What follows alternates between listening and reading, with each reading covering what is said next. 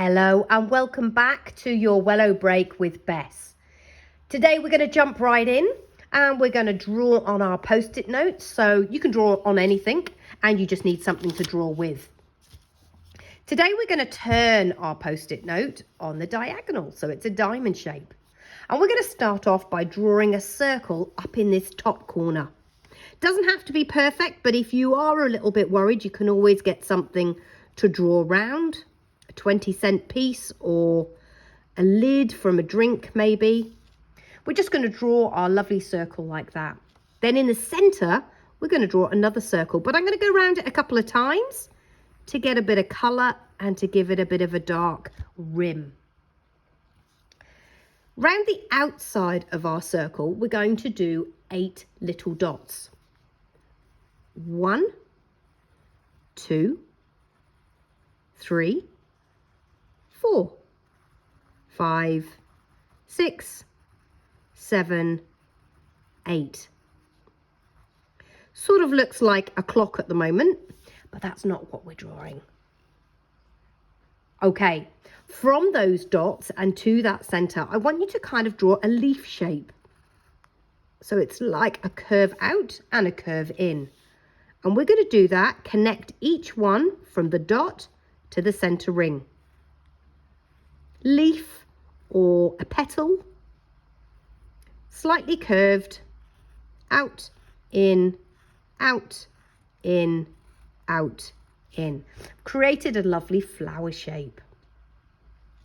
Now from these dots now, we're going to take it to the outer ring and we're going to curve it like that. So it's sort of like a triangle, but it's not exactly straight and we're not doing that third area.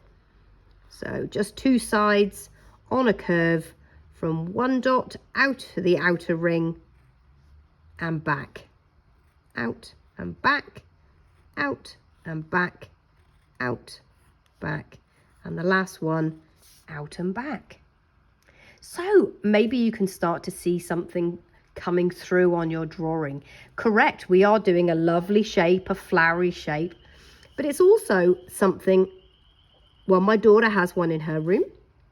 They've become very fashionable, kind of boho chic. Certainly the girls like them, hippies like them. It is, of course, a dream catcher. Dream catchers catch your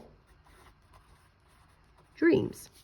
Now, historically, they were,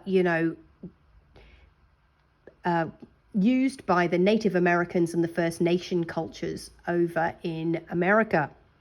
It was made of willow. It was on a hoop, a willow hoop, and it was woven by net. Obviously now we get lots more commercial ones with crochet and all sorts of things. But the principle is very much the same. And although back then and even now they're very sacred and they're used with feathers and beads and hung over a cradle or a children's bed as a sign of protection, now we use it as a symbol of catching our own dreams. And that's what we're doing. We're going to create one for our desk.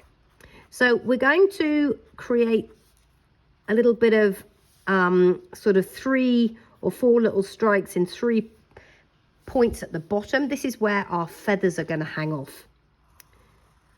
So we usually, they're 3, there can be more, and the center one is longer. Historically, they believed that the bad dreams were caught in the web, and then they filtered down and sort of ended up dropping off the strings, and they let the good dreams pass through. So you can make it more complex. You could put in an extra little line if you wanted to, so you can make it as complex as you want. The more knots and beads you have, so you could have another little bead element in here, and sometimes I teach these on children's workshops. I have to say the children get into a little bit of a state when they're trying to tie knots, and often doesn't look very symmetrical because of course dream catchers are symmetrical. Often the ones that we make in our classes tend to be just lots of knots and weave, but the principle is the same. the principle is the same. So if you want to get complex, you can add these extra layers in. You can make them a bit deeper. You can do another one in the middle like this. Make the pattern as intricate as you want. Again, popping little beads on. Down here, we're going to put a couple of beads, and they don't have to be circular. They could be hearts. What do you fancy doodling today while you're sat there during your lunch or your tea break, enjoying your little Wello break, exercising the right-hand side of the brain and inspiring all of that creativity? So to do a feather, I'm just going to do a really long kind of shape like that. Just like a leaf. And put the center vein down. And then we just go one way and the other way. And the same on each feather. If you've got some highlighters or some coloured pens to hand, you could always colour this in and add a little bit of colour. But this is going to be your dream catcher for your desk. You can colour this ring in if you want to.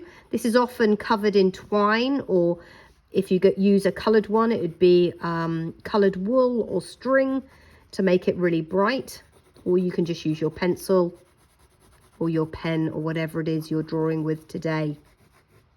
So you can make it as beautiful and as designed. If you want to do a second one and make it much larger, you can. You could draw around a tea plate or something from the kitchen and make it as intricate as you would like. But what I'd like you to do, if this is going on your desk at home or at work, is why don't you catch your own dreams? For me, some of the dreams I dream of: travel, and I dream of adventure.